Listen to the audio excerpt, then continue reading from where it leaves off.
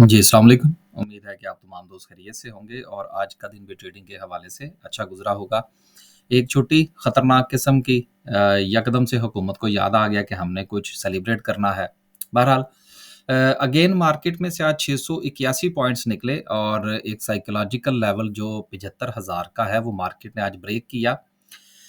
लेकिन अभी भी मार्केट जो है वो अपने एक सपोर्ट ज़ोन के अंदर जो है वो ट्रेड कर रही है। मेरा ख़्याल है जब से दोस्तों ने मेरे साथ जो है वो हमारा ग्रुप भी है ना, तो आज जो थे वो मैसेजेस पे मैसेजेस आ रहे थे, जी वो मार्केट गिर रही है, जी मार्केट गिर रही है।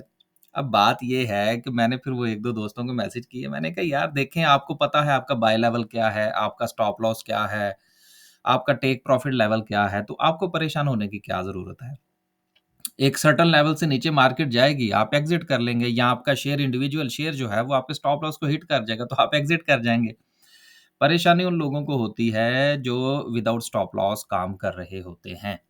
हमारे भी कुछ 1-2 शेयर्स हैं ऐसे जिसमें हम रिस्क लेते हैं। तो मार्केट में जिस वक़्त आप कदम रखें और प्लानिंग के साथ रखें तो फिर परेशानी नहीं होनी चाहिए। फिर आपको पता है कि हमने क्या करना है। मार्केट ऊपर जाएगी हमने क्या करना है, नीचे जाएगी हमने क्या करना है। अगला दिन जब चढ़ेगा फिर देखा जाएगा कि क्या सूरत-ए-हाल बनती है। तो 681 पॉइंट्स आज मार्केट ने निकाले, लेकिन मार्केट जो है वो आखिरी 1-2 घंटे के अंदर 1 घंटे के अंदर रफ़ली जो है लास्ट आवर जो था उसमें थोड़ा-सा सपोर्ट लेती हुई नज़र आई। वो इंशाल्लाह कैंडलस्टिक पर चलेंगे तो फिर बात करेंगे। 681 पॉइंट्स की कमी के साथ अगर हम सर्किट ब्रेकर की बात करें और सर्किट ब्रेकर जो है वो चूँकि 8% तक जा चुका है, तो आज माशाल्लाह से 10 कंपनियाँ जो हैं वो अपर कैप हैं। अगर हम लोअर कैप की बात करें तो आज 5 कंपनियाँ जो अपर कैप हैं जिसमें पीआईए सर-ए-फ़हरिस्त है एक बहुत अच्छे वॉल्यूम के साथ। देखिए पीआईए के हवाले से अभी भी लोग जो हैं वो चहमगोइयाँ कर रहे हैं और हमें चूँकि रोज़ाना की बुनियाद पर मैसेजेस मिल रहे हैं। देखिए मैंने जिस दिन ये कंपनियाँ अलहदा हुई थीं, उस दिन मैंने पीआईए और पीआईए होल्डिंग के हवाले से तफ़सील से बात कर दी थी। अभी भी अगर आप लोगों को ये समझ नहीं आ रही कि आपके साथ क्या हाथ हुआ है, तो आप ये देख लीजिए कि जो पीआईए था, जिसके शेयर आपने खरीदे थे, वो किस सेक्टर में फ़ॉल करती थी और पीआईए की होल्डिंग कंपनी जो है, ये किस सेक्टर में फ़ॉल करती है। अगर टाइप ऑफ बिज़नेस एक जैसा था, तो फिर सेक्टर तब्दील क्यों किया गया? बात थोड़ी-सी सोचने वाली है। ये चीज़ें बहुत तफ़सील तलब होती हैं और हमने ऑलरेडी इसके ऊपर बहुत बात कर दी है, तो वो हर रोज़ एक ही बात करना जो है वो शायद मुनासिब नहीं है। तो आप थोड़ा-सा चीज़ों को अंडरस्टैंड करने की ज़रूरत कर जो है वो कोशिश करें, ताकि आने वाले दिनों में बहुत सारी कंपनियाँ ऊपर-नीचे होती हैं, तो थोड़ा-सा आपको अंदाज़ा हो सके कि क्या सूरत-ए-हाल है। तो पीआईए ख़त्म हो चुकी है, आप ये ज़हन में रख लीजिए। सेक्टर तब्दील हो चुका है, टाइप ऑफ बिज़नेस तब्दील हो चुका है। इसलिए आपको पता होना चाहिए कि अब आपको जो शेयर्स थमाए गए हैं, वो किसके हैं। आगे चलते हैं। आगे चलते हैं जी और बात करते हैं ओवरऑल मार्केट की, तो आज पहिया पूरा का पूरा जो है वो लाल है। सेक्टर वाइज़ बात करें तो ऑयल एंड गैस ने 209 पॉइंट्स निकाले हैं, कमर्शियल बैंक्स भी आज जो है वो अच्छे खासे करेक्शन लेते हुए नज़र आए। करेक्शन तो ख़ैर अभी भी मैं नहीं समझता, इतने बड़े लेवल पर जो है वो थोड़ा-सा आप अपने आप को आदत डालिए 2, 400, 500 पॉइंट्स की। अब फ़र्ज़ करें कि अगर मार्केट जो है वो कल 250 पॉइंट्स जो है वो मुस्बत हो जाती है, मार्केट सपोर्ट ले लेती है, तो लोग खुश हो जाएँगे, जी मार्केट रिकवर कर गई। ओ भाई रिकवर कहाँ से कर गई? इतने बड़े लेवल पर जाके 250 पॉइंट्स जो है वो मार्केट रिकवर कर जाती है या उसका ट्रेंड बदल जाता है या उसमें से 1000 पॉइंट्स निकल जाएँ तो क्या मार्केट का ट्रेंड जो है वो डाउन ट्रेंड हो जाता है? ऐसा नहीं है। मार्केट एक सस्टेनेबिलिटी के साथ चलती है, थोड़ा-सा इंतज़ार करें। बजट का प्रेशर जो है वो मार्केट बहुत ज़्यादा ले रही है। हालाँकि जो उसमें होना-हवाना था वो हो चुका है और ये जिन सेक्टर्स के ऊपर इस वक़्त प्रॉफ़िट टेकिंग ख़ास तौर पर बैंकिंग सेक्टर में या दूसरे 1-2 सेक्टर्स में हमें नज़र आ रही हैं। देखिए, फर्टिलाइज़र और बैंकिंग सेक्टर ने तो वैसे ही परफ़ॉर्मेंस ही बहुत अच्छी दी थी ना, तो उसमें से अगर पॉइंट्स निकल रहे हैं तो मेरा नहीं ख़्याल कि कोई अचंभे की बात है। आपके पास आपको पता होगा आपने अच्छे ख़ासे जो है वो प्रॉफ़िट्स कमा लिए हैं, तो स्टॉप लॉस अगर हिट हो जाता है तो कोई मसले की बात नहीं, थोड़ा इंतज़ार कर लें। वही शेयर्स आपको दोबारा अच्छे लेवल्स पर मिल जाएँगे। कंपनीज़ की बात करें तो आज जो है वो OGDC, PPL, bank Al Habib, FFC and so जो हैं वो अच्छे खासे जो है वो प्रॉफ़िट टेकिंग का शिकार रहे हैं। हबको ने सिर्फ़ 1.55 पॉइंट्स डाले लेकिन चले, मुस्बत रहा। ईपीसीएल ने 4 पॉइंट्स डाले। ईपीसीएल के हवाले से 1-2 खबरें हैं, वो भी इंशाल्लाह शामिल करेंगे and then so and so. कुछ जो हैं वो अनाउंसमेंट्स थी, आज रिज़ल्ट्स जो हैं वो आए हैं, जिसमें जेडीडब्ल्यू शुगर मिल का है ₹50 की अर्निंग, ₹20 का डिविडेंड बहुत अच्छा है। नूर वालों की ₹4.63 की अर्निंग, देन उसके बाद जो है वो कुछ डिविडेंड तो और किसी ने अनाउंस नहीं किया, लिहाज़ा हम किसी को नहीं पढ़ रहे, ये आप देख लीजिएगा। खबरें जो हैं वो 4-5, जिसमें एक गरम-गरम खबर जो थी वो कल ये चल रही थी कि बहरिया टाउन जो है उसके ऊपर जो है वो नैब वालों ने छापा मारा है। अच्छा, नैब वाले भी ना बड़े अजीब से काम करते हैं। अ, अगर चेक करना है ना उनका, तो बहरिया टाउन वालों का ये चेक करें कि ये जो ट्रांसफ़र करते हैं और ट्रांसफ़र करने के लिए जो स्टैम्प पेपर इस्तेमाल करते हैं, वो कहाँ से आए हैं। ये कभी नहीं चेक करेंगे। ये वो कभी भी चेक नहीं करेंगे। वो जो डॉक्यूमेंट्स वहाँ से लेंगे, केस ऐसा बनाएँगे कि जो सही ना बन सके। तो ये हमारे यहाँ अलमिया रहा है। बहरिया टाउन क्या, पाकिस्तान की जितनी भी प्राइवेट हाउसिंग सोसाइटी हैं, उन सब के स्टैम्प पेपर चेक होने चाहिए। बड़े-बड़े लोग पकड़े जाएँगे इसमें। अब मुझे कोई नोटिस ना आ जाए, इसको छोड़ते हैं। वैसे ही एक बात ज़हन में आई थी, तो बहरहाल मैंने कर दी कि स्टैम्प पेपर चेक होने चाहिए जी, जितने भी जितनी भी प्राइवेट हाउसिंग सोसाइटीज़ जो हैं वो ट्रांसफ़र करती हैं, इंक्लूडिंग डीएचए। आगे चलते हैं जी। अगली खबर जो है वो ये है कि पाकिस्तान ने आईएमएफ के साथ 3 साला कर्ज़ प्रोग्राम के लिए मुज़ाकरा शुरू कर दिए। ये बेसिकली फ़रमाइशी खबर है। ये आप ज़हन में रखिएगा, क्योंकि इससे पहले के मामलात जो हैं वो ऑलरेडी हो चुके हैं। सारे के सारे मामलात जो हैं वो तय पा चुके हैं कि अब आगे क्या होना है। सिर्फ़ जो ज़रूरत है वो इस बात की है कि बजट की जो है वो असेंबली से मंज़ूरी हो जाए। तो इस खबर के ऊपर इतना ज़्यादा खुश होने की ज़रूरत नहीं है। ये हम पहले भी 2-3 बार पढ़ चुके हैं कि बजट बना कौन रहा है और दीगर मामलात क्या हैं।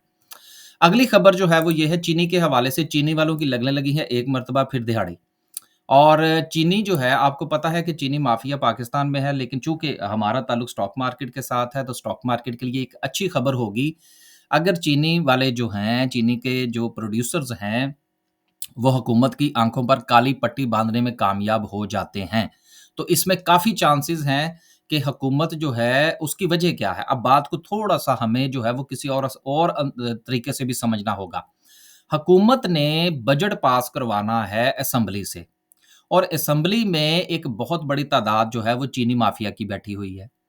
तो हो सकता है इसमें कोई बड़ी बात नहीं होगी कि हुकूमत जो है वो चीनी एक्सपोर्ट करने की इजाज़त दे दे। ब्लैकमेल करने में ये सबसे आगे होते हैं, और आपको पाकिस्तान की हिस्ट्री का पता होना चाहिए कि शुगर मिलें लगाई क्यों गई थी। ये अक्सर मैं अपनी वीडियो में ये ज़िक्र करता रहता हूँ कि एक शुगर मिल जो होती है वो पूरा एक हलका कवर करती है। अगर हम अपने गन्ने के काश्तकारों की तरफ जाएँ तो। तो गन्ने के काश्तकार ब्लैकमेल होते हैं, फिर वो जिसको कहते हैं वो वोट भी देते हैं। तो ये हमारे यहाँ का ये सिलसिला जो है ये इसी तरह से चलता रहा है, और आगे भी इसी तरह से चलेगा। कोई तब्दीली आती हुई नज़र नहीं आ रही। ख़ैर, चीनी के हवाले से ये पॉज़िटिव न्यूज़ है, और मुझे लगता है कि हुकूमत जो है वो इनके हाथों में खेलेगी, और चीनी वाले जो हैं वो फिर कमाएँगे, और रिज़ल्ट्स इंशाल्लाह अच्छे आएँगे। कुछ डिविडेंड्स जो हैं वो भी अनाउंस होते हुए नज़र आएँगे इंशाल्लाह हमें ईयर एंडिंग पर। अगली और आखिरी नहीं, अभी 2 खबरें और हैं। आखिरी खबर जो है वो ये है कि ईपीसीएल के जो नदीम निसार साहब हैं, उनका जो स्टेक जो है उसमें इज़ाफ़ा हुआ है, और इन दिनों आपको ईपीसीएल जो है वो थोड़ा परफ़ॉर्म करता हुआ भी नज़र आ रहा है। अब देखिए चीज़ें, मैं अक्सर आप लोगों से ये गुज़ारिश करता हूँ कि आप एक लेवल पर चीज़ को खरीदें, हमने भी ये खरीद रखा है। आप इसको एक लेवल पर खरीदें, खबर खुद ब खुद आ जाएगी। अब आ गई है ना खबर। अब मार्केट जो थी वो 600 पॉइंट्स नीचे थी, ये पॉज़िटिव था। हो सकता है कल भी पॉज़िटिव हो, कोई बड़ी बात नहीं होगी। अगली खबर और आखिरी जो है वो डीएफएमएल के हवाले से है कि एक डीएफएमएल जो है ये रिज़्यूम करने जा रहा है प्रोडक्शन ऑफ किया शेज़ोर। तो पहले तो बंदा इनसे ये पूछे कि ये प्रोडक्शन आपने बंद कब की थी जो आप दोबारा शुरू करने जा रहे हैं? तो बहरहाल एक अच्छा शेयर है। अब अच्छा शेयर मैं इसको क्यों कह रहा हूँ? ट्रेडिंग पॉइंट ऑफ व्यू से। देखिए लोग ट्रेड कर रहे हैं, अगर तो आप इसका वज़न उठा सकते हैं ट्रेड का, तो ट्रेड करने में कोई मुज़ायका नहीं होता। मेरे दोस्त जो हैं वो इसको एक कचरा शेयर कहते हैं। यार कचरा होगा, ठीक है, अब चलता है, सपोर्ट एंड रेजिस्टेंस पे आप बाय करते हैं, उसमें से एग्ज़िट ले लेते हैं, तो फिर ठीक है ना। शेयर का काम तो ये है कि वो आपको कुछ ना कुछ प्रॉफ़िट दे। अगर वो दे रहा तो ठीक है, अगर नहीं दे रहा तो फिर यकीनन वो शेयर जो है वो कचरा कहलाएगा। तो बहरहाल इनकी बातों में नहीं आना आपने। आपने मुकम्मल तौर पर टेक्निकल्स की बुनियाद पर इसमें काम करना है। इनकी इस किस्म की दीवान फ़ारूक वालों की खबरों में मैं नहीं आना कि जी अब ये करने लगे हैं और अब ये करने लगे हैं। यही नोटिस अगर आप इनकी अनाउंसमेंट्स में जाएँ, तो मेरा ख़्याल है कि ज़्यादा ज़्यादा नहीं तो कम से कम 3 बार तो आपको ये इंटीमेशन जो है ये उनमें से मिल जाएगी। क्योंकि हम पढ़ते रहते हैं खबरें, तो ये पहले भी हमने पढ़ा है कि ये करने जा रहे हैं और वो करने जा रहे हैं, कुछ नहीं करने जा रहे। आप बस इसमें से निकलने की तैयारी करें या आप जो है वो स्टॉप लॉस के साथ इसमें ट्रेड करें। सिंपल सी बात है, अपने आप को जो है ना इन चीज़ों का आदी बनाइए। आखिर में अनाउंसमेंट हमारी तरफ से और फिर जो है वो हम वापस चलते हैं। अनाउंसमेंट ये है कि जो हमारा बैच है जून के महीने का उसकी कल आखिरी तारीख होगी। बिगिनर्स प्लस इन्वेस्टर का और बिगिनर्स का जो हमारा ट्रेनिंग सेशन है वो इंशाल्लाह जिन दोस्तों ने रजिस्ट्रेशन करवा रखी है उनको 1 या 2 ऑफ जून को जो है वो स्केड्यूल भेज दिया जाएगा। लिहाजा आप दोस्त अगर हमारा ट्रेनिंग सेशन ज्वाइन करना चाहते हैं तो कल उसकी आखिरी तारीख होगी और बाय सेल ग्रुप जो है हमारा वो भी उसकी भी रजिस्ट्रेशन ओपन है।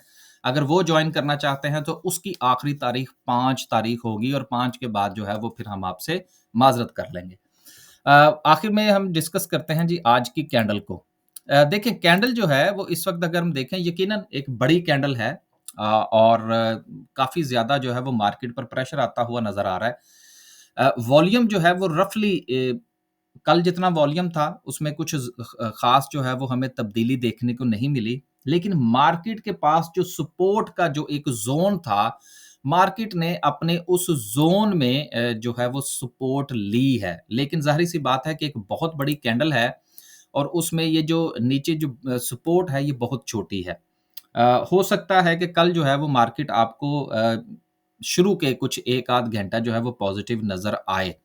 एंड देन जो है वो दोबारा से मार्केट में सेलिंग प्रेशर देखा जा सकता है। लेकिन बेहतर ये है कि आप इंडेक्स को देखने की बजाय अपने इंडिविजुअल शेयर्स को देखिए। इंडिविजुअल शेयर्स को देखना बहुत ज़रूरी है। अगर इंडेक्स जो है, जो वो आज नेगेटिव में था लेकिन अगर आपका आधा पोर्टफोलियो आज पॉज़िटिव था, तो यकीनन आपको अपने पोर्टफोलियो की तरफ ज़्यादा ध्यान देना चाहिए। और इस वक़्त जो सिचुएशन है डॉलर के हवाले से वो भी मार्केट को मुतासिर कर रही है। 10 से 15 पैसे जो है वो आज मज़ीद जो डॉलर है वो महँगा हुआ है, रुपए के ऊपर प्रेशर आता हुआ नज़र आ रहा है, लेकिन ये प्रेशर इतना बड़ा नहीं है कि जो मार्केट को डायरेक्टली मुतासिर कर सके। सो होपफुली मुझे उम्मीद है कि मार्केट जो है वो यहाँ से सपोर्ट लेने की पूरी कोशिश करेगी। लेकिन अगर मार्केट इस सपोर्ट को रिस्पेक्ट नहीं करती, इस ज़ोन में से निकल जाती है, जो कि रफ़ली 74,500 से जो कि रफ़ली जो सपोर्ट है वो 74,500 से लेकर 75,000 का जो लेवल है, अगर मार्केट इसको ब्रेक करती है, तो यकीनन फिर हमें एक बड़ा जो प्रॉफ़िट टेकिंग कह लीजिए या करेक्शन कह लीजिए, अभी तक का तो सिलसिला प्रॉफ़िट टेकिंग का है। ज़ोन जो है उसको अगर तोड़ती है मार्केट, तो फिर हमें मार्केट में से कोई 1,000 पॉइंट्स मज़ीद निकलते हुए नज़र आ सकते हैं। लिहाज़ा अपनी जो ट्रेड है उसको स्टॉप लॉस के साथ जो है वो सिक्योर करने की कोशिश कीजिए। इंशाल्लाह कल का दिन जो है ये मार्केट की डायरेक्शन को थोड़ा-सा बेहतर करने में जो है वो अपना किरदार अदा कर सकता है। इजाज़त दीजिए जी हमारी जो वीडियो है इसमें हमारी कोशिश होती है कि हम पॉलिटिकली, इकोनॉमिकली या इधर-उधर की जो न्यूज़ हैं उनको भी मार्केट के साथ शामिल करने की कोशिश करें। सिर्फ़ सपोर्ट एंड रेज़िस्टेंस के चक्कर में ना पड़े रहें। ताकि हमें मार्केट का ओवरऑल जो सिचुएशन है वो समझ में आ सके, सेक्टर वाइज़ हम कोई अच्छा डिसीज़न कर सकें। इजाज़त दीजिए, अल्लाह हाफ़िज़।